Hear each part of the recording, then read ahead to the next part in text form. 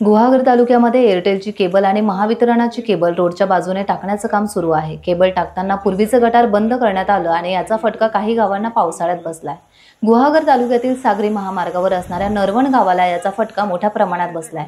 अतिमुसळधार पाऊस झाल्याने कातळावर जे पाणी साठलं ते वेगाने उताराच्या बाजूने आल्याने रस्त्यावर माती आणि पाणी एक होऊन पूर्ण नरवण गावाच्या बाजारपेठेमध्ये मातीचं साम्राज्य तयार झालं। तर काही लोकांच्या घरामध्ये मातीचे पाणी आणि माती गेल्याची घटना गावामध्ये घडली आहे। नरवण गावातील नदीला पहिल्यांदाच एवढा मोठा पूर आला आणि या पुराचं पाणी पूर्ण बाजारपेठेमध्ये घुसल्याची घटना घडली आहे। हा नरवणचा मेन रोड आणि मेन रोड मधला हा रस्ता, त्याची सगळ्यांच्या घरामध्ये हे गेलेलं पाणी इकडून तिकडून सगळीकडून वळून हा रस्ता आहे, ह्याच्या खाली आहे, तुम्हाला दिसत नसेल पण ह्याच्या खाली रस्ता आहे, या काकी चालत जात आहेत ते।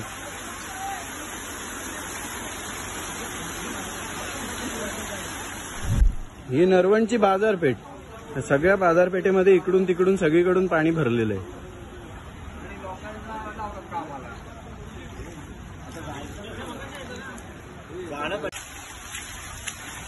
हा नरवणचा मेन रोड आणि मेन रोड मधला हा रस्ता, त्याची सगळ्यांच्या घरामध्ये हे गेलेलं पाणी इकडून तिकडून सगळीकडून वळून मोरे आहेत ना, त्या बुडवून लागली नाही।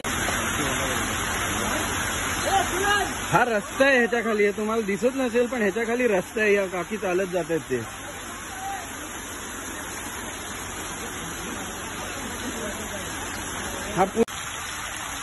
हे बाजूची ज्यावेळी पाईपलाईन खणत असतात त्यावेळी ह्यांना परमिशन कोण देतं? कारण की पीडब्ल्यूडीचा पूर्णपणे मी फोन केलेला असताना सांगितलं गेलं होतं की आम्ही परमिशनच दिलेली नाही। असं असताना इथे बाजूने पाईपलाईन गेलत कशा, ही पहिली चूक आहे त्यांची।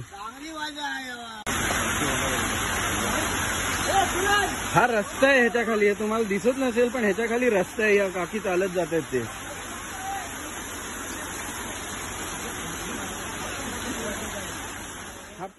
टाइम्स डिजिटलला लाईक करा, सबस्क्राइब करा, शेअर करा आणि बेल आयकॉन दाबायला विसरू नका। पाहत रहा टाइम्स डिजिटल।